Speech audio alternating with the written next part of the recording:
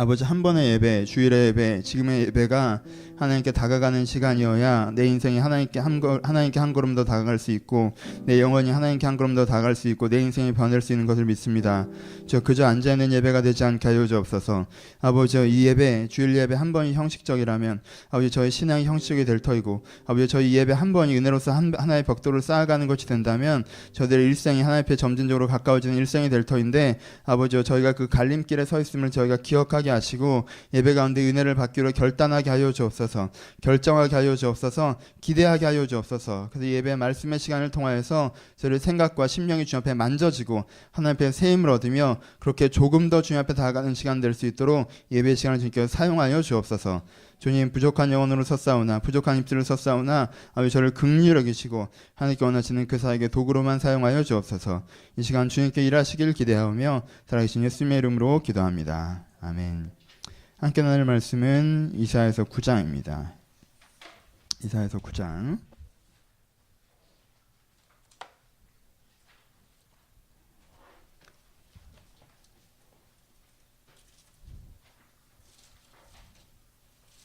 이사야서 9장 8절에서부터 10장 4절입니다. 본문이 조금은 길죠? 9장 8절에서부터 10장 4절까지.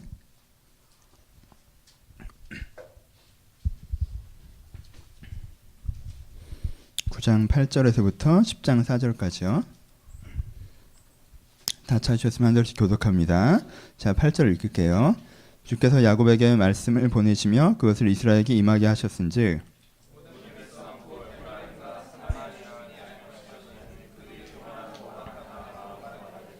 벽돌이 무너졌으나 우리는 다듬은 돌로 쌓고 뽕나무가 찍혔으나 우리는 백향목으로 그것을 대신하리라 하는도다.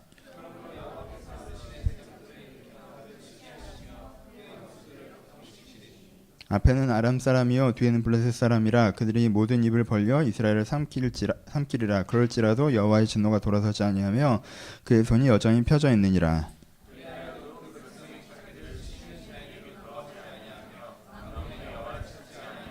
그러므로 여호와께서 하루 종일 이스라엘 중에서 머리와 꼬리와 종려나무 가져 갈대를 끊으시리니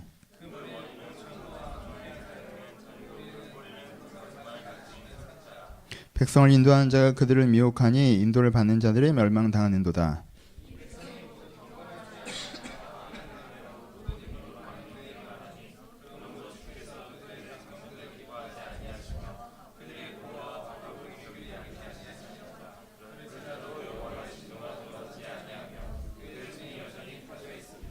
대저 악행은 불타는 것 같으니 곧 찔레와 가시를 삼키며 빽빽한 숲을 살라 연기가 위로 올라가게 함과 같으니라.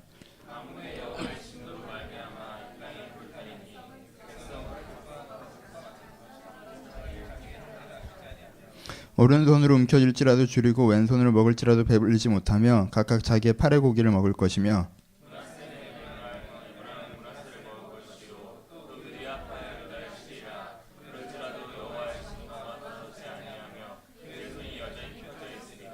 불의한 법령을 만들며 불의한 말을 기록하며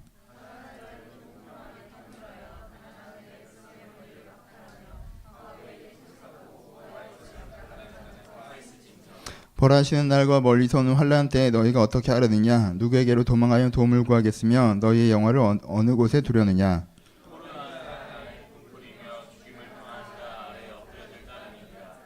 그럴지라도 여호와의 진노가 돌아서지 아니하며 그의 소중이 여전히 펴져 있느니라. 아멘. 안녕하세요. 예, 오늘 이사야서 9장 10장 말씀을 가지고 은혜를 좀 나눠보도록 하겠습니다.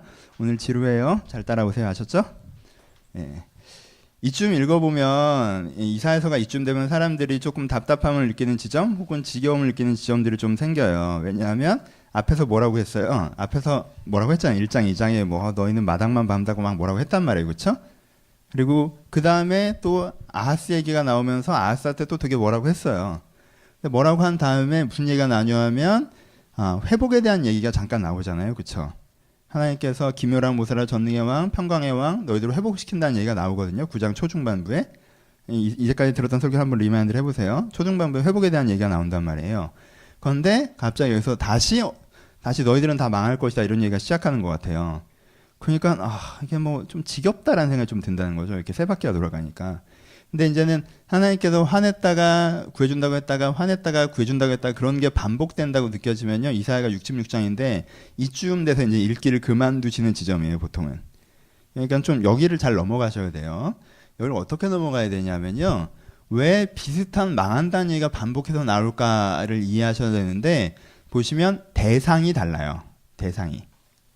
그러니까 대상을 이해해야 왜 이런 얘기들이 진행되는지 이해를 할 수가 있어요. 맨 처음에 뭐예요? 서론설교예요. 저희들이 성전 마당만 밟고 간다라고 하는 건 유다의 가치관이 어떤 식으로 변질되었는가라는 서론설교가 1, 2장에서 진행이 되고요. 그 다음에 아하스가 나오기 시작하면서 아하스 왕 시대의 유다의 문제점에 대해서 얘기하는 게 9장 초반부까지예요. 아하스 왕 시대의 문제점은 이거였는데 이게 이런 식으로 해결된다라고 하는 게 9장 초반부까지고 그 다음에 이제 후반부에서는 주인공이 누구냐면 대상이 달라져요. 주인공이 누구냐면 이스라엘의 문제를 얘기하기 시작해요. 그러니까 북이스라엘의 문제. 여기서부터 벌써 버리시는 분들이 있는데 같이 가요. 네. 이사야가 어려운 게 앞부분을 좀 안다라는 전제하에 좀 설교를 하기 때문에 조금 어려워요. 같이 가봅시다. 그러니까 이 지점은 어떤 나라냐면요. 지금 상황이 어때요? 남유다가 있고 북이스라엘이 있어요. 원래는 두 나라였어요? 한 나라였어요? 한 나라였잖아요. 그렇죠? 한 나라였는데요. 솔로몬이 죽으면서 남북 이스라엘로 갈라졌어요. 그래서 남이스라엘은 유다라고 불렀고 북이스라엘은 이스라엘이라고 불렀단 말이에요. 근데 이 북이스라엘이 어떤 나라였어요? 지금 이사야는 남유다 입장에서 쓰는 거예요. 그렇죠? 유다의 선지자예요. 북이스라엘이 어떤 나라였어요? 좀 이따 자세하게 얘기했지만 대충 얘기하면 간판은 하나님을 믿는다고 달고 있는데 실제는 세속적인 방식이 들어온 게 북이스라엘의 패턴이란 말이에요. 근데 이 실제는 세속적인 방식이 들어오고 간판만 하나님의 간판을 달고 있는 그 북이스라엘이 지금 어디를 쳐들어오고 있어요? 유다한테 쳐들어오고 있잖아요. 근데 이겨요, 져요? 이겨요. 누구랑 편 먹고 세상이랑 편 먹고 이긴단 말이에요. 이걸 보고 있는 유다의 경건한 사람의 정서라는 게 어떻겠어요? 하나님 뭐 하시지? 이런 생각이 들지 않겠냐는 거야, 그렇잖아. 쟤네들은 진짜 저건 교회도 아닌데 사실 저런 식으로 하면 안 되는 건데 야 저런 교회도 아니야. 저렇게 하면 안 돼. 근데 잘 돼. 그리고 나를 공격해. 내가 제대로 하는 것 같은데. 그럼 하나님 뭐 하시지? 이런 생각이 든단 말이에요. 그렇죠? 또 하나. 조금 있다 보면 어떻게 돼요? 조금 있다 보면 아시리아가 이스라엘을 멸망시켜버리거든요. 그럼 또 이제 약간 머리가 복잡해지잖아요. 아니 그래도 간판을 하나님으로 달고 있는 데인데 우리가 쟤네들을 변화시키면 또 모를까? 더 악한 세상에 쟤네들을 멸망시켜? 그렇게 생각해도 하나님은 뭐 하시지? 약간 이런 생각이 든단 말이에요. 그렇죠? 그러니까 남유다가 북이스라엘을 보는 기본적인 패닉이란 게 있단 말이에요. 교회로 예를 들어 봅시다. 그러니까 이상한 교회라고 생각하시면 돼요. 간판은 하나님으로 달고 있어요. 북이스라엘도. 근데 내용은 하나님에 대한 내용이 없어요. 그게 북이스라엘이거든요. 그런 교회가 있다고 상정해 봅시다. 그런 교회가 있어요. 간판만 하나님으로 달고 있어. 내용은 세속이랑 똑같아. 근데 되게 잘 돼. 그럼 보고 있기 속 터지잖아. 하나님이 없는 것 같잖아. 그렇잖아. 근데 그 교회를 또 그러다 보니까 또 무슬림이 인수를 하셨네? 그래서 모스크를 만들어. 또 불교회에서 인수하셔서 또 포교당으로 만들어. 무슨 다단계 회사에서 인수해서 뭐 교육장으로 만들어. 이러면 또 보고 있으면 어때요? 마음이. 하나님 뭐 하시지? 이런 생각이 든단 말이에요. 그렇죠? 그러니까 그거를 보는 일정한 불편함이 있잖아요. 우리나라도 약간 한국 개신교회가 건강하지 않다고 평가하고 있다면 그 느낌이 있겠죠. 그렇죠? 교회가 건강하게 흘러가지 않고 있다고 느낄 때 사람들이 느끼는 불편함이 뭐예요? 그 교회가 확 은혜로서 좋아지는 게 제일 좋을 것 같은데 그렇지 않고 잘못되게 하는 것 같은데 잘 돼. 그리고 망해. 둘 다 우리한테 약간 그런 마음을 준단 말이에요. 약간 하나님 뭐 하시나 이런 마음을. 그렇잖아요. 근데 그게 누가 갖고 있는 마음이에요? 기본적으로 북이스라엘 보는 유다가 갖고 있는 내적 태도라는 거죠. 그렇죠? 거기에 대해서 하나님께서 설명해 나가시는, 그러니까 이사야가 그런 질문이나 의구심을 갖고 있는 자들에게 북이스라엘이 어떤 존재이고 왜 그렇게 되며 어떻게 될 것인데 그 의미가 무엇이다 라고 설명하는 게 이 설교의 흐름이라는 거죠. 그러니까는 멀쩡해서 보면 비슷한데 디테일을 보면 다 달라요. 여러분 액션 영화 봐요. 다 총 쏘고 때려잡다가 마지막에 좋은 편이 이기는 거지. 뭐 다른 게 뭐가 있어. 다이와드 1, 2, 3, 4 내용 다 똑같지. 안 그래요? 여러분 요즘은 뭐 뜨는 게 뭐가 있어요? 뭐 드라마 별그대가 가셨지만 다 똑같아. 별그대나 뭐 원빈이나 현빈이나 걔네들 다 그렇잖아요. 멋있는 남자가 얘를 좋아하는데 중간에 문제가 생겨서 좀 안 사귀게 될 거라 갔다가 마지막에 사귀는 거 아니야. 그래서 다 그 얘기지 뭐 새로 와. 얼굴만 조금씩 다르고 뭐 상황만 조금 다른 거잖아요. 근데 여러분 얼굴만 조금 달라요? 상황만 조금 달라요? 아니에요. 그 감성이 완전 다르잖아. 외계에서 온 건 처음이잖아요. 에? 감성이 다르다고. 괜찮아요? 그냥 이사에서도 여러분들 한 발 물러서서 그러니까 계속 망한다는 얘기 아니에요. 계속 벌한다는 얘기고 이런 식으로 얘기하면 섭섭하다는 거지. 그죠? 섭섭하지 않겠어요? 야 그럴 거면 드라마도 보지 말고 영화도 보지 마. 괜찮아요. 다 총질하는 거고 다 날아다니는 거고 아이언맨이나 슈퍼맨이나 뭐가 다릅니까? 괜찮아요? 다 똑같은 거란 말이야. 근데 디테일을 보면요 달라요. 그러니까 오늘은 이 북이스라엘에 대한 디테일을 좀 살리셔야 돼요. 뭐가 잘못된 거고 왜 잘못돼 가고 있는 거고 그래서 어떠한 문제점들이 생기는데 그것을 하나님께서 어떻게 하신다고 하시는지 여러분들 이걸 살리셔야 돼요. 왜냐하면 오늘은 이스라엘 멸망 얘기하고 내일은 아시리아 멸망 얘기하거든요. 다음 주는 그 다음에 모함 멸망 얘기하고 그 다음 블레셋 멸망 얘기하고 우리가 이런 걸 좀 해야 돼요. 당분간 20몇 장까지 쭉 망한단 말이야. 근데요 디테일이 달라요. 그래서 이제 내가 다 하진 않을 거고 좀 컬러가 다른 애들 위주로 할 테니까 이 멸망의 흐름을 좀 잘 따라가 봅시다. 그럼 이스라엘이 뭐가 문제인지를 좀 먼저 생각해야 되는데요. 이스라엘이 뭐가 문제인지 본문에 다 설명을 안 해요. 왜요? 그 당시 사람들은요 현재의 상황이 뭐예요? 현재 상황이 남유다 북이스라엘의 분쟁이 있는 게 현재의 역사잖아요. 그렇죠? 여러분 여러분들에게 지금 박근혜 정부, 뭐 노무현 정부, 뭐 이명박 정부, 한국 정부의 문제, 뭐 진보적인 사람, 보수적인 사람, 뭐 경제를 살렸던, 뭐 민주화를 이뤘던 이런 거 다 설명 안 해도 돼요. 왜? 현 시대를 살기 때문에 대충 거의 다는 흐름과 감이 있단 말이에요. 그렇죠? 그 흐름과 감이 있는 사람에게 그것의 문제점과 대안에 대해서 얘기하는 거잖아요. 그렇죠? 후대 사람들이 그걸 읽으면 이해가 잘 돼요? 안 돼요? 안 되죠. 왜? 그 당시에 진보와 보수가 어떠한 갈등이 있었는지에 대한 막연한 감을 갖고 있는 사람이 그걸 이해할 수 있는 거지. 그거에 대한 전제가 전혀 없는 사람에게는 그걸 좀 설명을 해줄 필요가 있잖아요. 그 부분을 조금 하고 넘어갑시다. 북이스라엘의 문제가 뭐였나? 역사서에 이미 나와 있어요. 아까도 얘기했죠. 남유다랑 북이스라엘이 갈라진 다음에 북쪽의 왕이 여로보암이라는 왕이 있어요. 여러분 이스라엘은 야곱의 이름이죠. 그렇죠? 야곱의 다른 이름이 이스라엘이에요. 그러니까 그전께는 그 남유다랑 북이스라엘 합쳐서 그냥 이스라엘이었단 말이에요. 근데 북이스라엘만 따로 떨어져서 뭐가 된 거예요? 북이스라엘이라는 그냥 이스라엘이라는 나라가 됐단 말이에요. 그리고 그 첫 번째 왕이 누구예요? 여로보암이라는 왕이었어요. 근데 이 여로보암이라는 왕이 가장 먼저 했던 것 중에 하나가 뭐냐면요. 베델이라는 곳에서 예배의 처소를 만든 거예요. 예배당을 만든 거예요. 왜? 원래 나라가 둘로 쪼개지기 전에 사람들은 이스라엘 사람들은 다 어디 가서 예배를 드렸냐면요. 1년에 한 번 예루살렘 성전에 가서 예배를 드려야 돼요. 근데 지금 예루살렘 성은 어느 곳이 됐어요? 남유다, 적국의 수도가 됐단 말이에요. 그럼 내 백성들이 다 거기 가서 예배를 드리면 뭐가 사라져요? 이 북이스라엘의 전통성이 사라지는 거죠. 그 당시에는 종교가 굉장히 중요한 나라였기 때문에 남유다에 하나님의 전통성이 있다는 선언이 돼버린단 말이에요. 그렇죠? 그러니까 우리가 마치 반란 세력인 것처럼 된단 말이야. 그러니까 뭘 하고 싶어? 전통성을 세우고 싶죠. 그러니까 전통성을 세우려고 하니까 어디가 제일 좋은 곳이겠어요? 야곱이 야곱 때문에 출발점이 베델에서 돌베개 베고 잔 거거든요. 그러니까 베델에다가 뭘 만든 거예요? 하나님을 섬기는 예배당을 만들었어요. 그래서 여로보암이 뭐라고 얘기해요? 너희는 여기서 하나님을 섬기라고 얘기해요. 오케이? 그리고 거기다 뭘 만들었어요? 금송아지를 갖다가 만들었어요. 이번 지난주에 제가 십계명과 이제 금송아지 설교를 했는데 얼마나 기가 막히게 연결해 들어가는지 알겠지. 생뚱맞게 출애굽기를 한 게 아니에요. 그렇죠?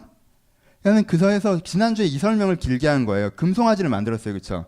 그럼 금송아지를 만들어 놓고 하나님을 섬긴다고 하는 게 뭐라고 그랬어요? 십계명의 이계명에 대한 부분이랑 연결된다고 했죠. 하나님을 섬기긴 섬기는데 누굴 위해서 섬겨요? 나를 위해서 섬기는 거라고 얘기했어요. 그렇죠? 나를 위해서 하나님을 섬기는 거예요. 여러분 여로보암이 하나님한테 예배 쳐서 어디다 만들 걸 물어봤어요? 안 물어봤어요? 안 물어봤어요. 예루살렘에 가서 계속 예배를 드리는 게 주님의 뜻입니까? 물어봤어요? 안 물어봤어요? 안 물어봤어요. 왜? 예배 처소가 여기에 있는 게 나한테 좋으니까. 그렇죠?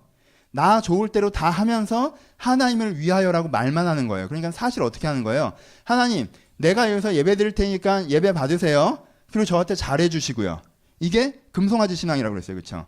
하나님이 무엇을 원하는지, 내가 어떻게 변화돼야 되는지 이런 건 신경 하나도 안 쓰고, 내가 하나님한테 나름대로 최선을 다할 테니까 하나님은 나한테 최선을 다하셔야 됩니다 라는 식으로 접근하는 신앙이라고 그랬어요. 그렇죠? 그게 여로보암의 죄라고 적혀 있어요. 성경에 보면. 그리고요, 여로보암의 그 다음에 여러분 열왕기상하를 쭉 읽어보시면요, 그 다음에도 북이스라엘에 대해서 항상 평가할 때 어떻게 하냐면 여로보암의 죄를 떠나지 않았다, 여로보암의 죄를 떠나지 않았다, 여로보암의 죄를 떠나지 않았다 이렇게 돼 있어요. 그러니까는 북이스라엘의 문제라는 게 뭐예요? 북이스라엘이라는 게 하나님을 믿는다고는 하는데, 진리를 추구한다고는 하는데, 겉으로만 그러고 공식적으로만 그렇고 속은 뭐예요? 나를 위하여, 이기성의 사고방식을 포장한 신앙 갖고 있었던 게 북이스라엘의 핵심 문제였어요. 이 내적인 문제가 있었고, 두 번째 문제로 봅시다. 북이스라엘의 첫 번째 문제는 이거였어요. 그러니까 이 문제가 어떤 문제를 만드느냐, 그건 오늘 본문에 나와 있는데 10장 2절에 보면요, 가난한 자를 불공평한 1절에 보면 불의한 법령을 만들고 불의한 말을 기록하고 가난한 자를 불공평하게 판단하며 가난한 내 백성의 권리를 박탈하며 과부를 토색하고 고아를 약탈하는, 뭐 이렇게 표현합니다. 그렇죠? 그러니까 말이 좀 거칠긴 한데 의미를 좀 살펴봅시다. 이 두 번째도 설명이 좀 길어요. 잘 들어보세요. 이스라엘이라는 나라의 특징은 뭐였냐면요, 여러분 여기서 되게 기가 막힌 단어가 나오는 거 아세요? 백성의 권리라는 단어가 나와요. 여러분, 국민의 권리라는 단어가 나온단 말이야. 지금 프랑스 혁명이 끝났어요? 민주주의가 실천됐어요? 아니에요. 근데 여기서 무슨 단어가 나와요? 1500년 전에 쓰여진 글에 국민의 권리, 백성의 권리가 침해받고 있는 게 지금 문제다라고 얘기하고 있단 말이에요. 그렇죠? 이거 대단한 거 아니에요? 나만 대단한가? 대단하지 않아? 마음에 들지 않아요? 성경이 대단한 거라니까? 백성의 권리를 얘기해요. 왜? 이스라엘이라는 나라는요, 원래요, 가족 국가였어요. 여러분, 가족 국가가 어떤 거냐면요, 나라 이름이 뭐예요? 이스라엘이에요. 이스라엘 이름이 뭐예요? 아버지예요, 아버지. 그쵸? 이스라엘이란 야곱의 이름이란 말이에요. 그쵸? 이름이에요. 그 다음에 어떻게 나라가 구성되어 있어요? 지역별로 전라도, 경상도, 강원도 뭐 이렇게 구성되어 있어요? 아니죠. 지파로 구성되어 있어요. 그렇죠? 유다 지파, 에브라임 지파, 므낫세 지파, 갓 지파, 야셀 지파, 지파로 구별되어 있어요. 지파는 무슨 이름이에요? 12형제 이름이죠. 그러니까 이스라엘이라는 나라 사람들은 구조적으로 명칭에서 뭘 고백하는 거예요? 우리는 한 아버지 밑에 같은 형제야 라고 고백하는 거예요. 이게 가족 국가예요. 이 가족 국가가 뭘 만드는지 아십니까? 이 가족 국가는요, 평등을 만들어요. 우리는 한 아버지 밑에 형제예요. 그러니까 얘랑 나랑은 어떤 존재예요? 여러분, 형제만큼 동등한 게 어디 있습니까? 물론 형이 좀 문제가 있긴 하지만 난 동생이었어요. 많이 맞았어요. 이런 단어 써주세요. 형 안녕? 베트남에 잘 있겠죠? 네. 우리 형도 설교를 들으니까. 그렇죠? 형제란 말이에요. 그렇죠? 그러면 저 사람이랑 나랑 어떻다는 거예요? 동등하다는 거예요. 여러분, 이게 고대 사회에서 얼마나 혁명적인 개념인지 아십니까? 여러분, 우리나라도요, 18세기 같이 뭐가 다르다고 생각했어요? 계급이 있다는 건요, 피가 다르다고 얘기해요. 계급은 피가 다르다고 얘기하는 거예요.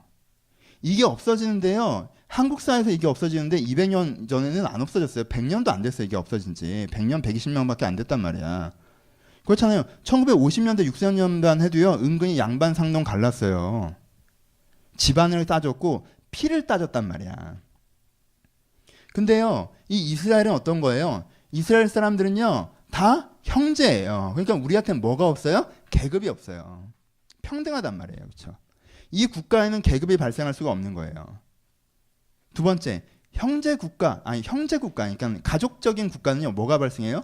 복지가 압도적이 됩니다. 그렇잖아요. 우리는 냉정한 복지를 따지죠. 이게 네가 잘못해서 실패한 거야? 아니면 구조적인 문제인 거야? 넌 지금 최선을 다하고 있어. 최선을 다하고 있죠. 뭐가 되게 많아, 우리는. 근데 가족에게서 엄마가 딸이 고3, 고2가 돼서 엄마 내가 이제부터 공부를 좀 해보려고요. 이제부터 내가 이제 좀 제대로 해보려고요. 그랬는데 엄마가 너의 모든 기회는 초등학교 3학년 때 지나갔어. 내가 8살부터 8, 9, 13년 동안 너한테 공부의 중요성에 설명을 하지 않았니? 근데 넌 그때 움직이지 않았잖아. 이제 와서 무슨 얘기를 하는 거야? 그렇게 살아. 이렇게 얘기하는 사람이 없단 말이에요. 그렇죠? 가족은 제가 능력이 100% 없으면 돌봐요. 걔가 정신을 차리면 기회를 준단 말이에요. 장애우, 좀 죄송한 예를 들면 좀 장애우 아이를 가졌어요. 아, 이거 잘못 낳네? 이런 가족이 누가 있어요? 다 돌본단 말이에요. 이게 가족 정신이란 말이에요. 그렇죠? 그러니까 이스라엘은 뭘 갖고 있어요? 가족 국가예요. 그러니까 이 나라에 어려운 사람이 있으면 돌봐야 되는 거예요. 왜요? 가족이잖아. 이렇게 가는 거예요. 근데 일반 국가에서는 그렇게 해요? 안 해요? 안 해요. 일반 국가에서는 그렇게 안 한다고. 이제부터 제가 인생을 열심히 살아보려고요. 너 고등학교 때 공부 안 했잖아. 대학 이상한 데 나왔잖아. 너 취업 준비할 때 안 했잖아. 너 제대로 취업 못 했잖아. 너 나이 몇이야? 그럼 넌 끝난 거지. 우린 이런단 말이에요, 우리는. 우린 깔끔해요. 예. 이제 와서 내가 뭔가 해보려고 한다고 해서 그러냐? 뭐 다시 너에게 사회가 그에게 기회를 제공하고 뭔가 도전할 수 있는 발판을 만들고 이런 고민을 안 한단 말이야. 그냥 걔 잘못이라고 싹 생각한단 말이야. 초3 때 결단을 했어야지. 고2 때 무슨 얘기를 하는 거야? 우린 이 논리를 써버린단 말이야. 왜? 우린 가족은 아니니까. 우리는 그냥 같이 게임을 하고 있는 거기 때문에. 근데 여기는 가족 국가란 말이에요. 얼마나 대단한 나라였는지 알겠죠? 근데 이게 어떻게 됐다고 나왔어요, 지금? 뭐가 사라졌어요? 불이한 법령이 발표되기 시작하죠. 기준이 몰락하기 시작하죠. 무슨 기준이 몰락한 거예요? 가족 정신이 몰락하기 시작한 거죠. 그렇죠? 더 이상 평등하지 않게 되죠. 왜? 사람들이 아까 다 여로보암 마인드로 살아가니까 무슨 뜻이야? 사람들이 다 나를 위해서 살아간단 말이에요. 이스라엘 사람들이. 날 위해서 살아요. 날 위해서 사는데 내가 장로가 됐어요. 근데 장로는 원래 존경받는 사람들이 돌아가면서 되는 거거든요. 내가 장로 하다가 저 사람이 더 신앙 좋고 덕마 있고 똑똑하면 이제부터는 저치가 장로하면 되겠네 하고 넘겨주는 거란 말이야. 내가 장로가 됐어. 그러니까 장로는 그 지역에서 이게 지도자예요. 근데 보니까 제가 자꾸 똑똑해지는 것 같아. 그럼 제거해. 왜? 난 계속 장로를 하고 싶으니까. 내 아들을 잘 키워. 그래서 얘도 장로를 시켜. 우리는 장로 가문을 만드는 거죠. 그렇죠? 그러면 이렇게 한 두 단계 넘어가면 어떻게 돼요? 우리는 명문가가 되죠. 그러면서 뭐가 발생해요? 계급이 발생하는 거죠. 그렇죠? 이스라엘에서는 신년이 되면 땅을 돌려줬어야 돼요. 근데 돈을 엄청 벌었어. 신년이 다가와. 돌려줘야 된대. 근데 안 돌려줘. 버티고 갖고 있어. 그래서 내 자식한테 물려줘. 그럼 어떻게 돼요? 그러면 돌려받아야 됐던 사람은 못 돌려받죠. 백성의 권리가 박탈되죠. 그렇죠? 이 사람은 거부가 되죠. 그것을 재산이 상속되죠. 그러니까 그 사람도 어떻게 돼요? 계급이 발생하기 시작하는 거죠. 그렇죠? 사람들이 가족 국가적 생각을 갖고 공동체로 살아가다가 공동체를 더 이상 생각하지 않고 나를 위하여의 신앙을 갖기 시작하니까, 여로보암의 신앙을 갖기 시작하니까 자기 입장만 생각하기 시작하면서 뭐가 발생하기 시작하는 거예요? 가족성이 깨어지기 시작하면서부터 권력자와 부유한 자, 부자들이 발생되기 시작하고 그 사람들이 어떻게 돼요? 계급으로 올라서기 시작하면서부터 그 원래 그 땅을 받아야 됐었던 중산층들은 자기의 권리를 박탈당하고, 그리고 아예 거기에 끼지 못했던 연약한, 배려받아야 됐던 연약한 사람들은 방치되고 수탈되는 상태가 되는 거죠. 그렇죠? 그렇죠? 이게 이스라엘의 두 번째 문제인 거죠. 첫 번째 문제의 현상 버전이죠. 그렇죠? 내적 형상. 내가 이기적인 기준을 갖고 있으니까 이 이스라엘 내부가 그딴 식으로 돼버리는 거예요. 그렇죠? 그리고 세 번째는 어떻게 됩니까? 이스라엘 지금 뭐 하고 있어요? 아라비아랑 연합해서 유다를 공격하고 있습니다. 여러분 이게 말이 돼요? 이스라엘은요 야곱의 이름이고요, 유다는 그 넷째 아들의 이름이에요. 네, 아버지의 이름을 가진 나라가 아들의 이름을 가진 나라를 공격하는 거예요. 저 나라는 우리 형제고 우리는 한 아버지 아래서의 가족이라고 고백하면서, 여러분 나라가 분열돼도요 유다와 이스라엘은 초기에는 그래도 우리는 한 국가 내에서 두 체제라고 생각했지 우리가 적대 국가라고까지 생각하지는 않았단 말이에요. 여러분들은 어때요? 아직까지 우리도 약간 그렇잖아요. 중국이 북한에 쳐들어가서 점령하면 깔끔할 것 같아요? 러시아가 북한 먹으면 깔끔할 것 같아요? 일본이 공격하면 어떻게 될 것 같아요? 일본이 북한 공격하면 우리는 일본을 도와야 되니 북한을 도와야 되니 애매하지 않아요? 우리는 아직까지는 한 나라는 생각이 있어야 돼요. 북한을 먹으려면 누구만 먹어야 돼? 우리만 먹어야 된단 말이에요. 우리 그 생각이 문제인지 모르겠지만 하여튼 우리는 약간 뭐예요? 기본적으로 한 나라 인식이 있다는 거예요. 유다와 이스라엘도 원래 그랬어요. 한 나라 인식이 있었단 말이에요. 그렇죠? 근데 뭐 했어요? 이스라엘이 깔끔하게 아라비아랑 연합해서요 유다를 침공해요. 내가 기준이 이기적이 되고 내 내부가 이기적인 기준에 의해서 혼란스러워지니까 그 다음엔 어떻게 돼요? 외부적으로도 형제고 뭐고 상관없이 내 이해관계와 이익을 위해서 공격적인 삶의 태도를 갖게 되는 거죠. 그렇죠? 그게 이스라엘의 문제예요. 그렇죠? 이게 이스라엘의 문제예요. 이런 나라가 있단 말이에요. 근데 성경에 보면요, 이런 나라가 있다를 많이 강조해서 얘기하진 않고, 오늘 본문에서는 이런 나라가 있는 건 서로 다 아는 거야. 이런 나라가 있어. 근데 쟤네들은 왜 계속 저래? 라는 의문이 생겨요. 왜? 그런 식으로 해서 행복하냐? 잘 되냐? 아니잖아요. 나라가 얼마나 난장판이겠어요. 없던 계급이 생기고, 그리고 지배계층이 피지배계층을 억압하고, 피지배계층은 원래 형제여야 되는데 거기에 대해서 반발하고, 다른 나라랑 연합해서 또 자기 형제 국가를 침공하고, 뭐 이런 나라가 어떤 평안이 있겠어요. 어떤 안정이 있겠어요. 그리고 그렇게 침공할 때마다 이기는 것도 아니야. 자꾸 또 져. 이길 때도 있고 질 때도 있고, 조공 갖다 바쳐야 되고, 뭐 이런 복잡다난 그냥 진짜 전쟁터 같은 삶을 살아간단 말이에요. 그러니까 이네들이 이렇게 치이고 저렇게 치여, 그런 사고방식으로 살아가고 그런 삶의 태도로 살아가서 좋은 결과를 내는 게 아니라 복잡다단한 과정과 어려운 과정을 겪어가고 있는데도 그 패턴을 안 바꿔요. 오늘 본문에서는 거기서부터 설명해요. 그 패턴을 왜 안 바꾸는지 알아? 두 가지 때문에 안 바꿔. 첫 번째는 뭐냐? 지난주에 잠깐 설명한 거죠. 첫 번째는 뭐예요? 자신감이에요. 뽕나무를 찍으면 백향목으로 대신하고 벽돌을 무너뜨리면 대리석으로 대신하겠다. 뭐예요? 난 할 수 있다라는 자신감이에요. 난 나만 위해서 살아요. 난 나를 위해서 살아요. 나는 나를 위해서 살기 때문에 내 경쟁력을 개발하고 좋은 계기들을 만나서 더 괜찮은 인생을 만드는 것이 내 인생의 구도로 살아간단 말이야. 근데 이게 잘 안 돼. 근데 괜찮아. 흔들리지 않아. 왜? 난 내가 잘할 수 있다고 믿으니까. 뽕나무가 꺾이고 벽돌이 무너져도 난 이렇게 해낼 수 있어 라는 자신감이 그들을 변하지 않게 한다는 거예요. 두 번째는 뭐라고 얘기하냐면 아래 이렇게 나와 있어요. 그들의 장로와 존귀한 자가 그들을 속이는 머리고 꼬리는 거짓으로 가르치는 선지자가 그들의 꼬리다 라고 얘기하고 있어요. 장로와 거룩한 자가 그들을 속이는 머리라는 게 뭐예요? 존귀한 자, 잘 나가는 사람. 어떤 사람들이 존귀하고 잘 나가는 사람인 거예요? 자기 성공한 사람, 자기 마음대로 살 수 있는 사람, 돈 많이 번 사람, 권력 센 사람, 이런 사람이 그 사회에서 뭐가 되는 거예요? 존귀한 자가 되는 거예요. 잘 나가는 사람이 되는 거예요. 멋있는 사람이 되는 거예요. 와, 저렇게 살면 되게 멋있고 행복하겠다라는 뭐가 되는 거예요? 롤모델이 되는 거죠. 그 사회에서는. 그리고 밑에 꼬리는 거짓으로 가르치는 선지자. 본인도 그렇게 못됐으면서 거기서 야 저렇게 돼야 되는 거야 라고 또 말하는 애가 있어요. 사원한테는 대리가 가르치고 대리한테는 과장이 가르치고 과장한테는 부장이 가르쳐요. 인생이 뭔지. 성공한 것도 아니야. 근데 저렇게 돼야 되는 거라는 걸 또 꼬리가 거짓으로 가르치는 선지자들이 야 사회생활 이렇게 해야 되고 직장생활 이렇게 해야 되고 네가 이렇게 돼야 되고 막 엄청 가르친단 말이야. 앞에서 화려하게 보여주고 옆에서 그렇게 막 얘기하면 사람들이 어떻게 돼요? 저렇게 살아야 되나 보다 이렇게 한다는 거예요. 그렇죠? 이스라엘이 다 그러고 있다라는 거예요. 그렇죠? 뭘 보여주는 거예요? 이 사람들한테 판타지의 이상형을 보여주는 거죠. 의롭고 바르고 되고 좋고 네가 진짜 원하는 거 이런 것도 아니라 저렇게 되는 게 멋있는 거 아니냐라고 보여주고 옆에서 그것으로 계속 사람들이 설득해 나간다는 거예요. 그러니까는 과부까지도 그런 사고방식을 갖고 있어요. 세상에 부당한 권력들이 나를 침해하고 있고 내 권리가 박탈되고 있고 이렇게 생각하는 게 아니라 과부들도 어떻게 한 번 대박이 나서 내가 보란듯이 일어나고 과부들도 더 없는 사람 사기쳐 먹으려고 그러고 없는 사람들끼리 더하다는 거지.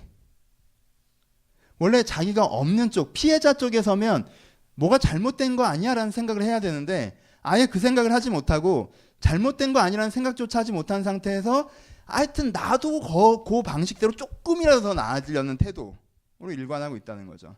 그러니까 전반적으로 전체가 아무것도 나아지지 않는다는 거지. 이게 환상의 3단계예요. 왜 그 여로보암적 사고방식이 실패하지 않는지 아세요? 왜 여로보암적 교회, 이게 북이스라엘 교회라고 표현해 봅시다. 여로보암적 교회, 북이스라엘적 교회가 실패하지 않아요? 여러분, 여로보암적 북이스라엘적 교회는요, 이해하기 굉장히 심플해요. 어떻게 가요? 나를 위해서 사는 것을 합리화해주고 정당화해줘요. 그렇죠? 널 위해서 살아야 되는 거야. 널 위해서 살아. 합리화해주고 정당해줘요. 그런 다음에 뭘 제시해요? 야, 저렇게 될 수 있어. 소망을 제시해요. 그렇죠?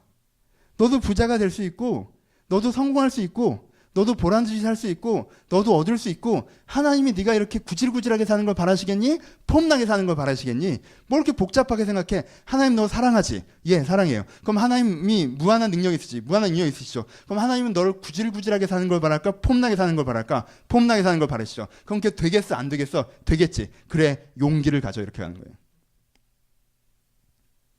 여로보암적 교회에서는요, 이 3단계로 끝납니다. 그러니까요, 이야기가 심플해요. 사람들이 세상은 진짜 그지 같다 막 이렇게 막 지쳐서 오면 괜찮아, 넌 잘 될 수 있어라고 위로해줘요. 그렇죠? 그리고 아유 다 이러고 사는 거지, 그러고 그냥 있으면 안 되고 용기를 가지라고 도전해줘요. 그렇죠? 그리고 내가 갖고 있는 사고방식이나 이런 거에서 필터링하지 않습니다. 넌 뭘 원해? 오케이, 그대로 될지어다. 이 3단계는요 굉장히 심플하고 굉장히 확장력이 있어서요 사람들이 쉽게 벗어나지 못해요. 이 3단계 속으로 들어가면요, 현실이 자기가 잘못된 기준을 써서 현실은 사실 뭉개지고 있음에도 불구하고 문제의식을 못 느끼고 그 방식에서 못 빠져나온다는 거예요. 그렇죠? 저는 10장 앞부분에 그리고 역사서에서 북이스라엘의 문제가 뭔지 얘기한 거고요. 여기서는 왜 그 사람들이 그 패턴을 안 고치나, 뻔히 보면 이게 안 되는 게 뻔히 보이는데 왜 안 고치나에 대한 이유를 제시하고 있는 거고요. 이 패턴에서 못 빠져나오기 때문에. 그렇죠? 그리고 그 다음에 그 결과를 얘기합니다. 그 결과를 얘기할 때 뭐라고 표현하세요? 세 가지로 표현한다고 좀 정리해서 표현해 보면, 한 가지는 그들의 장정을 기뻐하지 않으시고 과부를 돌보지 않으시고 이러십니다. 구절을 잘못 이해하면 그래요. 하나님, 북이스라엘이 교회 열심히 안 다니니까 하나님이 북이스라엘 과부들도 굶어 죽게 한다. 뭐 이런 식으로 이해되기가 쉬워요. 본문 읽어보시면 이 백성이 경건치 않습니다. 17절에 모든 임으로 망령되게 말합니다. 그러므로 주께서 그들의 장정을 기뻐하지 아니하시며 그들의 고아와 과부를 긍휼히 여기지 아니하시리라. 그럴지라도 여호와의 진노가 더러서지 하며 그 손이 여전히 펴져 있으리라. 뭐 이렇게 써져 있어요. 그러니까 이걸 딱 읽으면 기분이 어때요? 하나님 완전 치사하다. 약간 이런 느낌이에요. 그렇죠? 그들이 망령되게 행했어요. 하나님께서요 장정을 기뻐하지 않으시고 그건 뭐 기뻐하든 말든 뭐 알아서 하시고, 근데 고아와 과부를 돌보지 않으신다는 거예요. 치사하게. 무슨 아버지가 애 말 안 들었다고 용돈 안 주는 기분이잖아. 그런 거 치사한 거잖아. 돈 갖고 그러는 거. 되게 치사한 기분이 들잖아요. 치사하다는 기분 들었는데 그 다음에 한 행동이 더 들어가죠. 그럴지라도 여호와의 진노가 돌아서지 않으면 그 손이 여전히 펴져 있다 보여요. 그래 놓고도 아직도 열받아서 그게 안 풀려 있는 하나님처럼 보인단 말이에요. 그러니까 이 구절을 읽으면 어떻게 보여요? 하나님이 그냥 쪼잔해 보이죠. 그러니까 이런 식으로 계속 읽어가면 재미가 없는 거지. 그렇잖아요? 근데 보세요. 지금 무슨 얘기를 하고 있는 거예요? 하나님께 기뻐하지 않으신다, 하나님께 돌보지 않으신다, 이런 표현에 집중하지 마시고요. 의미에 집중해 보세요. 일단은 지금 무슨 얘기를 하고 있는 거예요? 그런 나라는 어떻게 된다는 거예요? 자기에 집중해서 불의한 기준을 세우고, 그래서 나쁜 것들이 억압되고, 그리고 의미 있는 것들이 방치되는 그런 나라가 어떻게 된다는 거예요? 결국에 첫 번째, 장정은 기쁨이 되지 못하고 고아와 과부는 방치된 사회가 된다고 얘기하죠. 그렇죠? 장정을 청년으로 바꿔볼까요? 좀 연결되니까. 좀 요즘식으로 표현해 봅시다. 여러분, 이 시대의 청년들은 이 나라 다음 세대의 기둥이죠. 국민교육 헌장 같은 데 나와 있잖아요. 그치? 이 나라 청년들은 이 나라의 미래잖아요. 아닌가? 맞잖아. 여러분들이 이 나라의 미래잖아요. 이 시대의 동량이고. 그렇죠? 그러니까 청년들과 장년들은 사실 이 시대에 뭐예요? 기쁨이죠. 왜요? 청년들과 장정들이 시대를 만들어나고 지고 갈 거니까. 그렇죠? 하지만 이기적인 세상에서, 나를 위해서 각 사람이 달리는 세상에서 대량으로 유입되는 청년들은 경쟁자죠. 안 그래도 일자리 없어 죽겠는데 여러분들이 자꾸 졸업을 하잖아. 짜증나게. 그렇잖아요. 사실 전체 국가를 생각하면 새로운 역량들이 생긴 거기 때문에 이 역량으로 더 나은 곳을 만들고 더 대단한 곳을 개척해 나가면 되는 건데, 그런 식으로 생각이 안 하잖아요. 우린 그렇게 얘기하면 무슨 국민교육 헌장 읽느냐고 웃는단 말이에요. 사실 그렇게 손발 오그라드는 그런 책에서나 나오는 얘기야 라고 생각한단 말이에요. 하지만 어떤 얘기가 맞아요? 책에서 나오는 얘기가 맞아요? 이게 맞아요? 여러분, 그 사회적으로 표현하면요, 사회가 개인에만 골몰해 있으면요 역량 있는 사람이 등장하는 걸 좋아하지 않습니다. 그렇죠? 좋아하지 않아요. 그리고 역량 있는 사람이요 실패하고 넘어져도 신경 쓰지 않아요. 저렇게 역량 있는 사람이 이 시대에서 일을 하지 못하고 있는 것이 얼마나 아까운 일이냐 이렇게 생각하지 않는다는 거예요. 뭐가 중요해요? 내가 일이 있는 게 중요해요. 그런 거 신경 안 써요. 왜? 내가 중요하잖아. 고아와 과부가 발생해서 방치되는 거 중요해요? 중요하지 않아요? 중요하지 않아요, 지금. 중요하지 않아요. 그게 신경 쓰이지 않는단 말이에요. 그건 내 역할이 아니라는 거예요. 그럼 누군가가 해야 되지. 어떤 누군가. 돈을 처바르고 다녀도 남는 애가 해야지. 나 같은 사람이 할 게 아니란 말이야, 그건. 그러니까 고아와 과부나 이런 가난한 사람들 얘기를 들으면요. 돈 진짜 많은 사람들은 뭐 하는 거야? 이런 식으로 생각하죠. 내 문제라고 생각 안 해요. 그렇죠? 그 사람들이 마치 이 사람들을 했다고 생각하지 내 문제라고 생각 안 한단 말이야. 그럼 돈이 진짜 많은 사람은요. 어때요? 더 많은 사람이 생각나죠. 여러분 삼성 임원 연봉, 애플 임원 연봉의 10분의 1도 안 된다면서요. 그럼 삼성 다니면서 그 사람 임원님들은 무슨 생각을 하시겠어요? 아, 난 무슨 비정규직도 아니고 똑같은 핸드폰 만드는 일이 하는데 쟤는 나랑 10배 받고 난 이러고 앉아있구나. 그런 생각이 안 들겠어요? 나는 30억 받고 일하는데 쟤는 100억 넘게 받고 일한다는데 근데 거기 근무 시간도 내가 더 길고 사무실도 난 강남역에 완전 미어 터지는데 쟤네들은 우주선 같은 데서 일하고 그렇잖아. 그럼 내가 여유가 있어 없어? 없잖아요. 그럼 우리나라에 여유 있는 사람은 7명 정도 남아요. 롯데, 뭐 삼성 이렇게 7명 정도. 나머지는 다 힘드죠. 언제 어떻게 될지 모르시는 분들이라 그분들도. 우리는 이렇게 생각한단 말이야, 그렇지? 포인트가 어디에 있어요? 그런 사회의 첫 번째 특징은 뭐냐면요. 개인으로 표현하면요. 그런 사회, 그 사회로 표현하면요. 그런 사회의 첫 번째 특징은요. 그 사회가 만들어내야 될 역량들은 낭비되고 그 사회가 돌봐야 되는 상처들은 방치됩니다. 그렇죠? 그 사회의 두 번째 특징은 뭐라고 해요? 찔레와 가시의 숲이라고 표현해요. 그렇죠? 그리고 여기가 불탄다고 표현합니다. 여러분 불타는 건 원래는 부정적인 이미지죠. 그리고 여기서 부정적인 이미지로 사용돼요. 근데 어떤 숲이 불타는 거예요? 여러분 좋은 아름드리 나무 백향모의 숲이 불타는 건요. 건강한 나라와 아름다운 나라가 저주받는 것들에 대한 그런 것들이 무너지는 안타까움에 대한 표현이겠죠. 근데 찔레와 가시가 불탄다는 게 뭐예요? 이 사회는 원래 어떤 사회인 거예요? 찔레와 가시의 사회인 거예요. 찔레와 가시의 사회가 뭐야? 내가 좀 살아보려고 하면 사방에서 찔러. 내가 좀 살아보려고 하면 내 사회 구조가 찌르고 내 가족이 찌르고 내 경쟁자가 찌르고 내 윗사람이 찌르고 아랫사람이 찌르고 사방에서 찌른단 말이야. 찔레와 가시 내가 그리고 또 그것들이 다 엉겅퀴처럼 나한테 엉켜서 앞으로 나아갈 수가 없어요. 이 숲이 어떤 숲이에요? 동물도 살지 못하는 숲이에요. 찔레와 가시 사이에서는 여우도 지나가지 못합니다.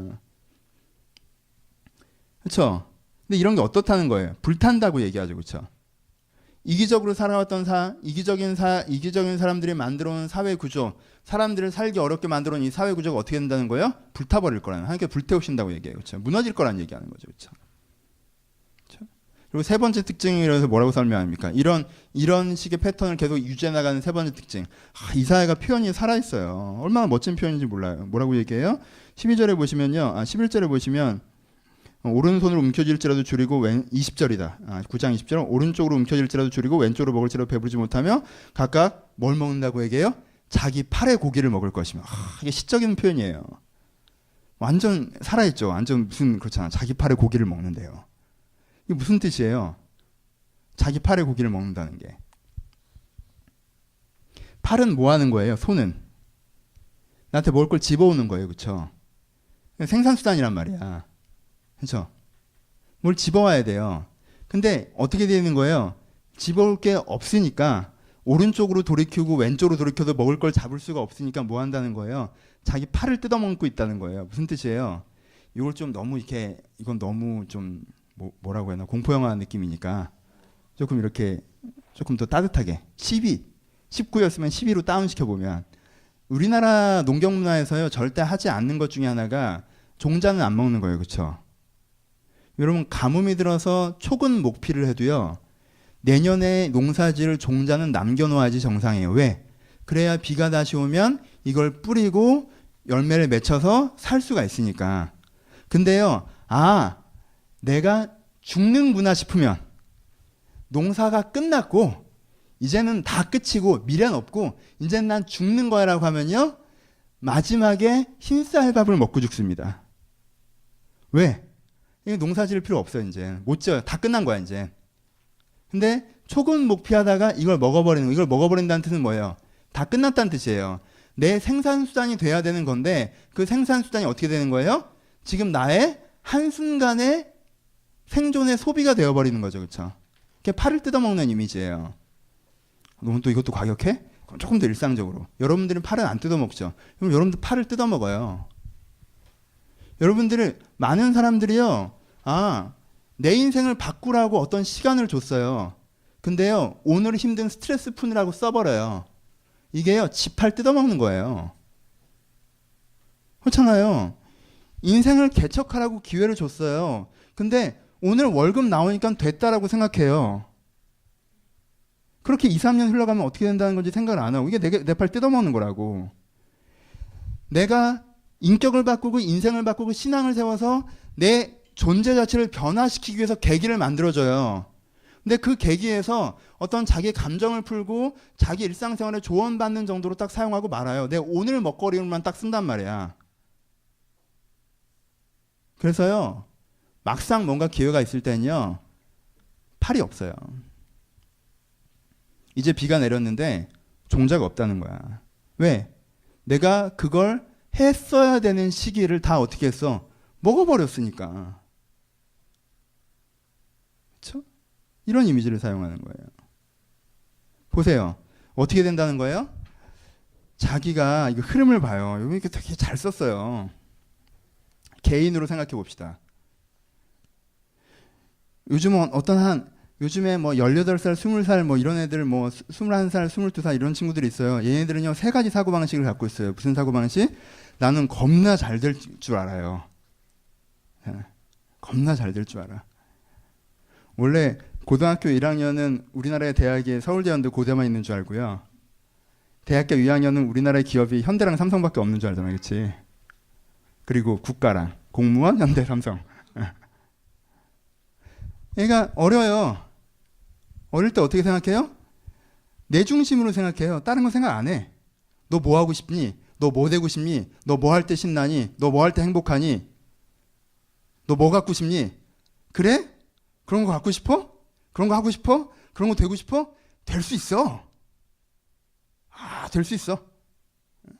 용기를 가져. 될 수 있어. 그런 게 멋있는 거야. 네가 하고 싶은 거 하고 네가 먹고 싶은 거 먹고 네가 이루고 싶은 거 이루는 거 그거 멋있는 거야. 그거 될 수 있어. 그리고 거기에 용기를 가져. 그건 맞는 거야. 어떻게 하는 거예요?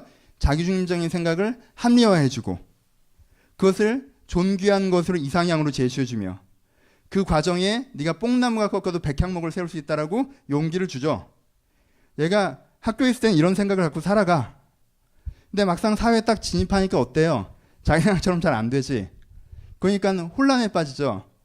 혼란에 빠지니까 어떻게 해요? 그거 신경 쓰나 정신이 없어요.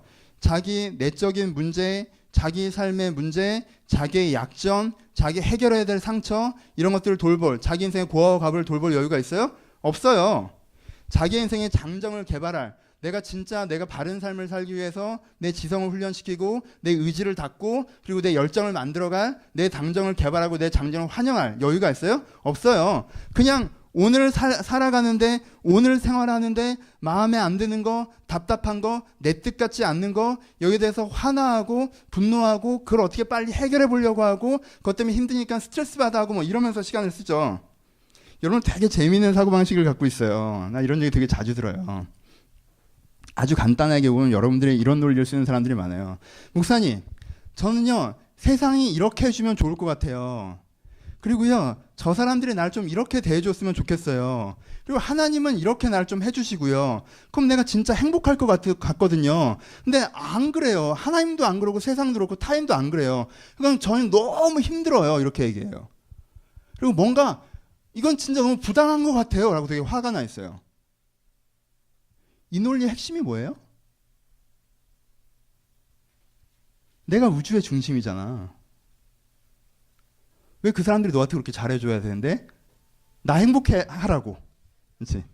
왜 세상이 너한테 그렇게 잘해줘야 되는데 나 행복하라고. 왜 하나님이 너한테 그렇게 잘해주셔야 되는데 나 행복하라고. 이 사람한테는 뭐가 진리예요? 지가 행복한 게 진리야. 그리고 내 행복을 방해하는 게 불이고 하나님이 이렇게 해주시면 내가 좋을 것 같고 다른 사람이 이렇게 해주면 내가 좋을 것 같고 그 사람은 뭔 죄를 줬길래 네가 해달라는 대로 해줘야 되는데 세상 이렇게 해줬으면 내가 되게 좋을 것 같고 너는 세상에 뭘 해줬는데 하나님이 나한테 이렇게 해주면 다 될 것 같은데 왜? 근데 그 생각하느라 이 시간을 써요. 그 생각하느라. 그럼 어떻게 됩니까? 가시와 찔레? 내면이 전쟁터죠. 그 다음부터 내면이 전쟁터지. 내가 나를 비판했다가 세상을 욕했다가 내가 안쓰럽다가 꼴도 배기 싫다가 그래 열심히 하자는 마음이랑 다 됐다라는 마음이랑 막 이렇게 내 안에 내가 너무도 많고 가시나무고 뭐 당신의 쉴 곳은 없지만 나도 쉴 곳이 없네.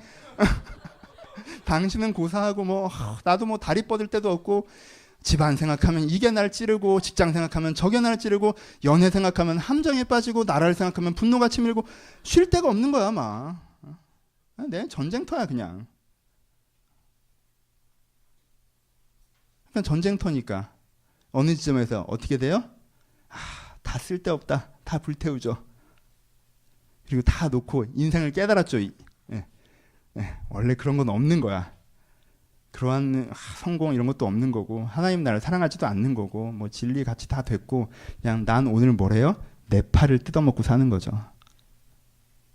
그냥 피곤하니까 자고 먹고 살아야 되니까 돈 벌고 스트레스 받으니까 스트레스 풀고 이렇게 하면 네가 장기적으로 그냥 늙고 병들고 아무것도 없는 인간이 될 수도 있는데 아마 그래서 뭐 이렇게 몰라 난 진짜 모르겠어. 난 할 만큼 했고 최선을 다했고 난 너무 힘들고 막 몰라 난 잘 모르겠다 그런 얘기를 계속 해요. 하여튼. 여러분 재밌는 게 뭔지 알아요? 2500년 전에 다 써놨어요. 이런 패턴의 사람들이 있다고. 여러분들 그런 인생 처음 살아보는 거 같죠?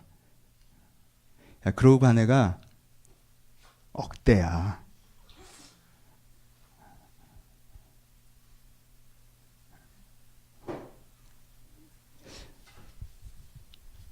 여로보암의 기준을 가지고 그 패턴을 고수하고 그것을 적용했다가 인생이 어떤 식으로 말려가는지에 대한 그림을 보여주고 계십니다. 우리는 어떻게 해야 될까요? 우리는 이걸 들었으니까. 그렇죠? 우리는 이걸 봤으니까. 그렇죠? 우리는 어떻게 해야 될까요?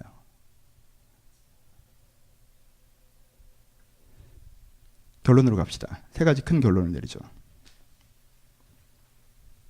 첫 번째, 하나님이 다 죽어버리라고 이걸 써놨겠어요?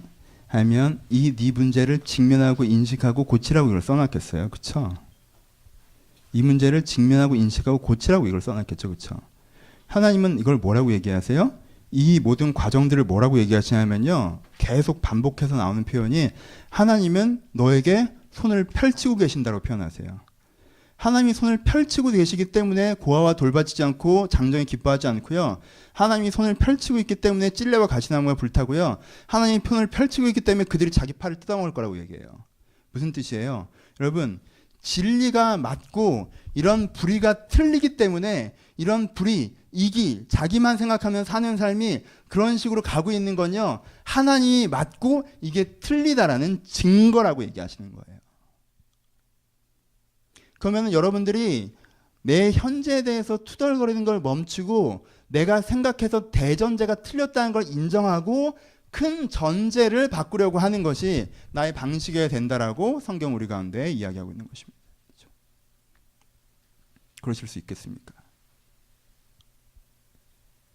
좀 더 가볍게 가봅시다. 여러분, 내가 조금 더 연결을 많이 시켰지만 그래도 내가 아예 없는 얘기를 하는 건 아닌 것 같잖아요. 이때랑 우리랑 되게 비슷하지 않아? 그렇죠? 국민의 권리, 백성의 권리가 침해되고 있고 기준 같지 않은 기준들이 세워지고 그래서 백성들의 권리가 침해되고 가난한 사람들이 방치되고 그렇죠? 사람들이 자기 팔을 뜯어먹는, 저렇게 살면은 결국에는 안 될 텐데 자기 팔을 뜯어먹는 삶을 살고 있는 것 같고 청년들이 기쁨의, 장정들이 기쁨의 대상이 아니고 고아와 과부가 돌봐지지 않고 뭔가 세상이 아름다운 삶의 구조, 인생의 구조, 사회의 구조와 조직을 만들어놔서 인생이 사람이 이 땅에 태어나면 건강하고 행복하게 살아갈 수 있는 것이 아니라 뭔가 가시나무 밭과 찔레밭을 지나가는 것처럼 참 공격당하고 공격하면서 살아가는 게 인생인 것처럼 구성된 그렇잖아요. 우리가 이렇게 심하진 않지. 여러분 오해하지 마세요. 북이스라엘은 이거보다 훨씬 더 심했어요. 하여튼 우리나라도 좀 이런 부분이 있다면, 내가 살고 있는 사회가 이런 그림이 좀 있는 것 같다고 하면, 그런데도 사람들이 대단히로 문제의식을 못 느끼고 이것을 바꾸려고 하지 않는 이유는 뭐냐면, 다 여전히 자기한테밖에 관심이 없고 자기는 잘 될 거라고 생각하고 용기만 가지면 된다고 생각하고 지 인생만 신경 쓰고 뛰고 있으니까, 아무도 제대로 이걸 고치려고 하지 않는 이게 우리의 사회라고 생각한다면, 그러면 이 사회가 정말 여로보암의 기준, 모두 다 사실은 나를 위해서 살아가는, 다들 나를 위해서 살아가는 이 사회에 내가 살고 있진 않나 하고 스스로 돌아봐야겠죠. 그리고 그렇게 모두가 나를 위해서 살고 있는 사회에 내가 살고 있다면, 혹시 모두가 나를 위해서 살고 있는 저 이기적인 사고방식이 내 안으로 흘러들어와 있진 않나, 그래서 그게 나를 구성하고 있진 않나 스스로 돌아봐야겠죠. 여러분, 자기 자신에 대해서 명확한 자의식을 가져보세요. 여러분들이 어설픈 기독교의 그것 때문에 내 자신에 대한 명확한 그거 없이, 내가 교회 다니니까 세례 받았으니까 뭐 영적 만남의 뭐 인격적인 만남이라는 표현들 참 어디서 나온 표현인지 모르겠는데, 인격적인 만남이 있었으니까 뭐 그런 것들이 있으니까 나는 하나님의 편이고 하나님께서 날 좋아하고, 그러니까 내 인생은 잘 될 거고, 내 인생이 잘 안 되는 건 하나님 탓이고, 내가 진짜 몇 년째 참아주고 있는데 일을 이따위로 하고, 내가 지금도 참고 교회를 나와두고 내가 지켜보는 거야 한번. 네가 똑바로 할 때까지 내가 정말 난 관대하다. 지금 누가 관대? 내가 관대해. 하나님에 대해서 난 관대하다야. 내 인생을 이따위로 하는데 내가 진짜 지금도 참고 보고 있다. 내년에는 진짜 이러려고 그랬구나 라고 기가 막힌 걸 준비했겠지. 여러분들이 이상한 생각들을 갖고 있어요. 여러분 그러지 말고요. 널 봐봐. 어떤 사람이에요? 하나님 보시기에 진리 앞에. 그러면 널 보세요. 우리는 한국교회 비판 많이 해요. 그쵸? 한국교회 비판 많이 합니다. 한국교회 욕하는 건 이제 유행이야. 이제 난 유행하는 걸 별로 안 좋아해서 요즘에 잘 안 해요. 근데 옛날에 남들 안 할 때 많이 했는데 유행이야. 욕해요. 근데 여러분, 바리새인 겁나 욕했던 사람들, 바리새인들 문제잖아요. 이 형주의자들, 그쵸? 교조주의자들, 속이는 사람들, 그쵸? 바리새인들 겁나 욕했던 사람들 중에요, 사두개인이 있었어요. 그렇죠? 사두개인은 바리새인 엄청 욕했어요. 저런 교조주의자들, 저런 형주의자들, 껍데기의 신앙, 신비주의자들 욕했단 말이에요. 근데 이 사람은 누구예요? 사두개인이에요. 그냥 합리적으로 생각하려고 그러고, 상적으로 생각하려고 그러고, 세속에 발맞춰가고, 로마의 사고방식에 심취해 있는, 저런 로마의 사고방식에 심취해 있고, 민족을 생각하지 않고, 지금 이 시대의 아픔을 고민하지 않고, 시대와 함께 슬퍼하지 않고, 누구예요? 열심당원이에요. 그래서 로마인 따라서 찔러야 되고, 막 죽여버려야 되고, 막 내쫓아야 되고, 똑같은 방법으로 우리나라 잘 살면 된다고 생각하고. 그렇죠? 여러분들이 내가 바리새인들을 비판한다고 해서 내가 하나님의 종이 아니에요. 내가 바리새인을 비판하는 사두개인일 때도 많아요. 내가 사두개인을 비판하는 열심당원일 때도 많습니다. 사두개인과 열심당원을 비판하는 바리새인일 때도 있어요. 여러분, 내가 누구를 어떤 논리로 비판하는, 저 사람이 왜 잘못되고 있었는지 길게 설명한다는 게 내 의로움을 얘기하는 게 아니라, 그러니까 남들 얘기하면서 내 상대적 우월감을 찾지 말고 나를 보란 말이야. 누구 앞에서? 하나님 앞에서. 하나님 앞에서 여러분들은 이기적이지 않습니까? 날 위해서 신앙생활 하는 게 아니에요? 주를 따르고 있습니까? 여러분, 거기에 대한 대답이 나와야 돼요. 하나님은 나를 어떻게 보시겠습니까? 그리고 여러분 기뻐하십시오. 여러분들이 거기서 내가 연약하게나마, 미약하게나마, 정말 부족하게나마 난 그래도 진리를 추구하려고 하는 사람이고, 이기에서 벗어나려고 하는 사람이고, 좀 바른 인생과 삶을 살아가면서 세상을 바꾸려고 하는 사람이라면, 나는 그냥 내 자신을 개발해서 좋은 계기들을 만나서 더 나은 인생을 살아보려는 사람이 아니라, 진리가 무엇인지 깨닫고 사람들을 사랑하면서 더 나은 세상을 만들어 보려고 하는 사람이라면, 여러분, 이 오늘 본문은요, 저주예요, 축복이에요? 축복이에요. 이 본문의 말씀이 축복의 말씀이 아닙니까? 여러분, 여러분들 공격하는 이 이기적인 사람들, 여러분들 공격하는 이기적인 개인들, 그들이요 멸망할 것입니다. 사람들을 억압하고 사람들에게 그게 진리라고 얘기하고 경쟁하고 승리하고 많이 벌고 높아지고 이게 대단한 거라고 얘기하는 그 존귀한 자들, 그 거짓 선지자들, 그들이 불태워질 거예요.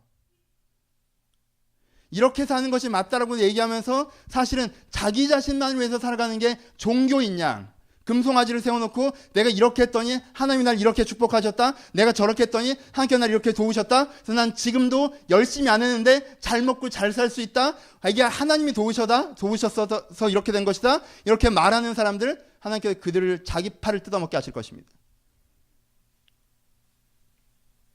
이건 축복이에요. 이 이기적이고 부당한 구조가 멸망할 것이라는 거고요. 이기적으로 살아가는 사람들이 더 이상 자기 인생을 자랑하지 못하게 할 거라는 것이고요. 더 이상 이 다음 세대 사람들에게 이기적으로 사는 게 맞는 거라고 가르치는 그 흐름들이 끊어질 거라고 얘기하시는 거예요. 왜? 하나님은 지금도 우리에게 손을 펴고 계시기 때문에. 이게 축복입니다. 내가 이기적인 쪽에 서 있지 않다면. 하지만 이건 저주일 수 있죠. 내가 이기적인 쪽에 서 있다면. 묻습니다. 하나님이 재림하실 때 여러분 달려가 맞이할 자들입니까? 아니면 두려워 떨며 피할 자들입니까? 재림은 여러분들에게 축복이에요, 저주예요? 여러분은 누굽니까? 그런데 이 말씀 앞에 나를 비춰봐야 됩니다. 그 재림의 빛 앞에서 내가 날 합리화하지 못할 거예요. 내가 누구를 욕했던 것으로 나를 보증하지 못할 거예요. 내가 뭘 갖고 있는 것이나 내가 뭘 해냈던 것으로 나를 설명하지 못할 것입니다. 내가 주여 주여, 내가 주의 이름으로 귀신을 쫓고 주의 이름으로 이런 것들을 가르쳤고 주의 이름으로 이것을 했고, 주께서 뭐라고 하십니까? 내가 너를 도무지 알지 못한다고 하십니다. 왜요? 말씀을 듣고 행한 자라야. 무슨 뜻이에요? 그게 자기의 삶의 기준이었던 사람들. 사랑이, 진리가 내 인생의 기준이어서 그걸 갖고 씨름하며 살았던 사람들을 하나님께서 내가 너를 안다라고 하실 거예요. 결론 그래요. 마무리합시다. 1부 때는 애들이 돌아다녀서 좀 더 따뜻하게 얘기했는데 2부 때는 좀 독특하게 얘기한 건 아니죠. 전 여러분들이 좋은 사람들이라고 생각해요. 근데 요즘에 혹시 스스로 속고 있는지도 모르죠. 좀 힘들다는 이유로, 좀 어렵다는 이유로 내가 나만 위해서 사는 사람인 것처럼, 내 입장과 내 처지만 생각하는 사람인 것처럼 스스로 속고 있는지도 모르죠. 그렇다면 기억합시다. 여러분들이 진짜 원하는 건 그게 아니에요. 그건 여러분들의 진짜 본 모습이 아닙니다. 여러분들이 진짜 원하는 건 인간의 본 모습은 자기가 더 잘 먹고 잘 살 수 있는 우리를 만드는 것이 아니라 내가 나답게 살아갈 수 있는 자신의 성장을 바라는 것입니다.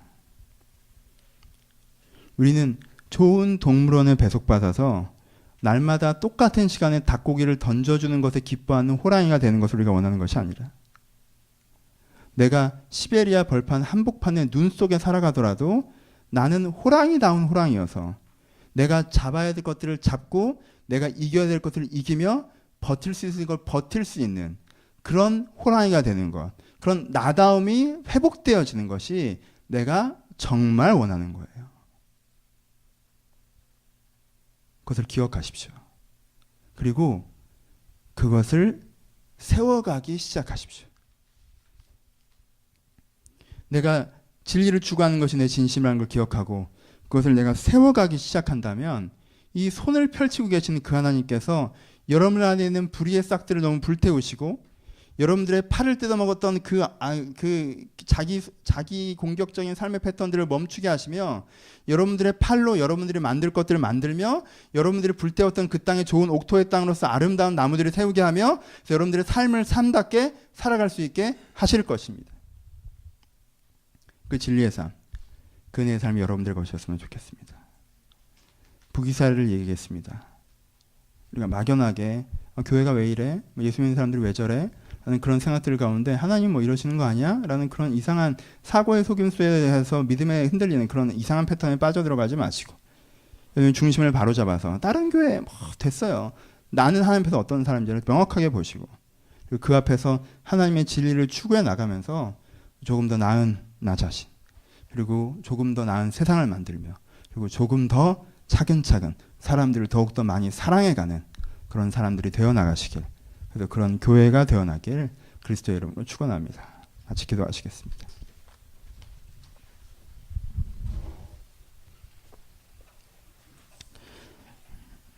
혹시 그 패턴에 빠져 계셨다면 빠져 있다면 우리 좀 걸어 나옵시다. 내가 꿈꾸는 좋은 삶 저렇게 되고 싶다. 저렇게 살고 싶다. 폼나게 살고 싶다. 그렇게 될 수 있는 용기 그렇게 생각하는 게 좋은 거야 라는 합리화 혹시 여러분들한테 이런 이상한 여로보암의 신앙의 흔적들이 남아있지 않습니까? 그리고 그거 그만합시다. 여러분들 그 여로보암의 신앙의 흔적들이 남아있기 때문에 조금 상황이 어려워지면 하나님 원망하는 거예요. 여러분 상황이 어려운 걸 하나님이랑 무슨 상관인지 난 잘 모르겠는데 하나님은 진리를 가르치는 거고 네 삶이 어떻건 진리를 추구하며 살아갈 때 네 인생이 변화된다라고 얘기하시는 거 저기 있지 네가 예수 믿으면 좀 편안하게 잘 먹고 잘 살 걸 얘기하신 적이 없는데 여러분들이 혹시 그러시다면 상황이 좀 안 좋아지면 원망부터 나오면 여로보암의 사고 여러분이 여로보암의 사고를 쓰고 있는 건 아닌지 돌아보세요. 그걸 멈추십시오. 거기서부터 시작하는 거예요. 하나님은 나를 바꾸셔서 나를 통해 세상을 바꾸실 거예요. 하나님께 원하시는 건 그거예요. 하나님께서는 세상을 바꾸셔서 너 먹고 살기 좋게 해주는 게 아니라 나를 바꾸셔서 세상을 바꾸실 거예요. 하나님 저 나를 바꾸시길 소원합니다. 그래서 내가 주와 함께 세상을 바꿔나가기를 소원합니다. 그런 하나님의 빛과 소금 된 삶 선지자의 삶, 순교자의 삶을 살기 소원합니다. 그런 고백 여러분들의 고백이었으면 좋겠습니다. 여러분들 진심을 돌아보시면서 하나님을 기대하시면서 5분 정도 묵상하며 고백하며 자유롭게 기도하고 축도하고 예배를 마치도록 하겠습니다. 기도하겠습니다. 하나님께서 우리 가운데 말씀하시길 기대합니다. 하나님 주님께서 우리 가운데 말씀하시길 기대합니다. 하나님의 생각이 우리 가운데 들려지기를 소원하며 하나님의 뜻이 우리 가운데 들려지기를 기대합니다. 하나님의 마음이 하나님의 생각이 가운데 전달되기를 소원합니다. 아버지 주의 것이 우리 가운데 이루어지기를 소원합니다. 하나님 주의 것이 이루어지기를 기대합니다. 아버지 주님께서 말씀하시는 그 주의 것이 우리 가운데 이루어지기를 소원합니다. 하나님 나의 일상이 나의 것이 나 자신이 되지 않게 하시고 내가 진짜 제대로 살아가는 것이 뭔지 먼저 깨달을 수 있도록 저를 돌보시고 함께 해주옵소서. 하나님 저를 돌보시옵소서. 아버지 하나님 저를 돌보시옵소서. 하나님 저를 돌보시고 인도하여 주옵소서. 아버지 저를 돌보시고 인도하여 주옵소서. 우리들의 마음 가운데 함께 하셔서 우리들의 마음 가운데 함께 하나님의 생각이 아버지 하나님의 생각을 저희가 깨달게 하시고 아버지 저희들의 생각 가운데 함께 하셔서 주의 영혼을 제가 깨달을 수 있도록 축복하여 주옵소서. 아버지 저희가 하나님의 생각을 돌보시고 인도하여 주시옵소서. 아버지 하나님의 생각을 나에게 기대합니다. 아버지 말씀하여 주옵소서. 아버지 주의 것을 위해서 주시기를 소원합니다. 주의 것을 저희 권장하시기를 기대합니다. 아버지 마음과 뜻으로 저희 권장하시며 세워지기를 기대합니다. 주 하나님 주 주의 역동들이면 내려지게 하시고 아버지 역동들이면 내려지게 하시고 여기에 사람들의 길을 지키는 길을 도우신다 해주옵소서. 하나님 주의를 들고 하시옵소서. 아버지 주의를 들고 하신다 해주옵소서. 아버지 주의 건네 아버지 보기사의 문제들을 저희가 깨달아주옵소서. 보기사의 문제들을 깨달아줄 수 있도록 저희를 도와주옵소서. 하나님 주의를 들고 하시옵소서. 아버지 주의를 들고 하시옵소서. 아버지 우리 가운데 잘못한 것들 깨닫는 것들을 있게 해주옵소서. 아버지 저희 곁들이 아버지 저희한테 심령 올리는 결정의 시간이길 바랍니다. 저희들이 결정하길 바랍니다. 내가 나를 위해 살지 않겠다는 결정을 하게 하여 주옵소서. 하나님 나를 위해 살지 않겠다는 결정을 하게 하시고 내 진리를 따라가겠다는 결정을 하게 하시고 그들이 그렇게 결정하며 주님을 따라 앞으로 걸어갈 때 하나님께서 우리의 내면 가운데 인생 가운데 일하시는 것을 경험할 수 있도록 이렇게 축복하여 주옵소서. 아버지 조회를 해보시기를 소원합니다. 하나님 주님께로 내려시기를 기대합니다. 아버지 이런 깊이 찾아오시고 말미암아 것들을 저희들의 정답대로 나갈 수 있도록 축복하여 주옵소서. 하시고 아버지 자기를 직면하게 하시고 주의 말씀을 다시 한번 생각할 수 있도록 인도하여 주옵소서. 내 인생에 빠져있던 것들 가운데 함께 하소서. 하나님 내 인생에 빠져있던 가운데 함께 하셔서 주님들 아버지 저를 도우시면 되옵소서.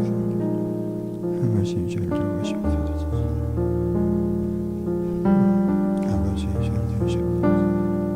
아버지 저를 도우시옵소서.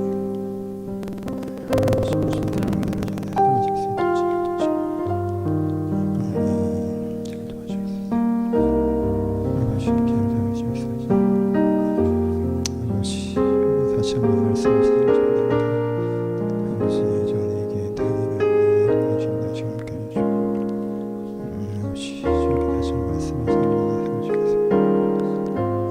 주님께 다시 말씀하시도록 저희들의 삶을 들어주시옵소서.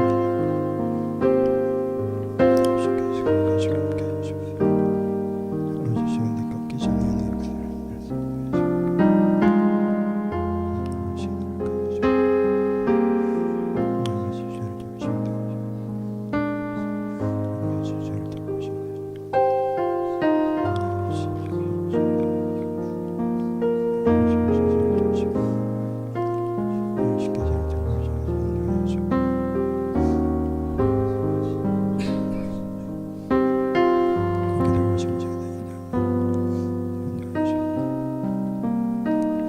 하나님 아버지, 주님 앞에서 제가 어떤 사람인지 저희가 깨달았길 바랍니다.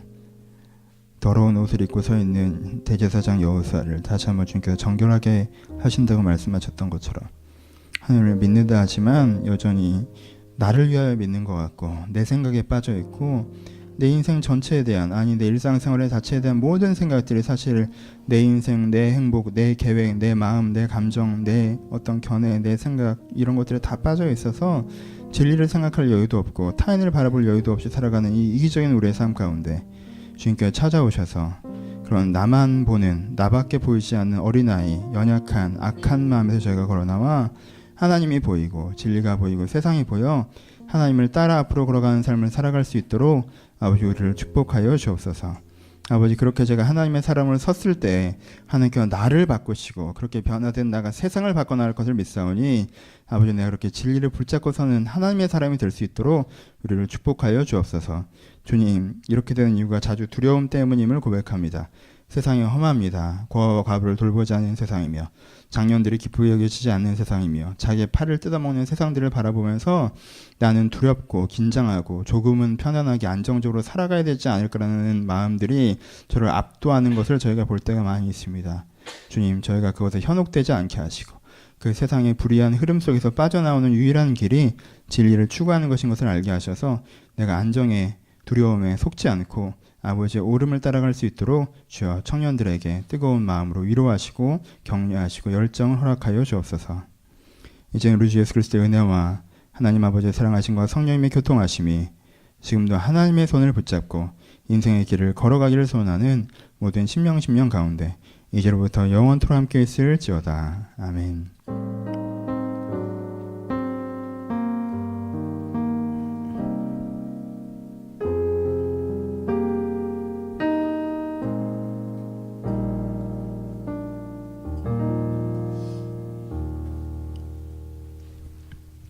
서로 주님께 감사의 박수 나누겠습니다. 감사합니다. 좋은 시간들 함께 하셨습니다.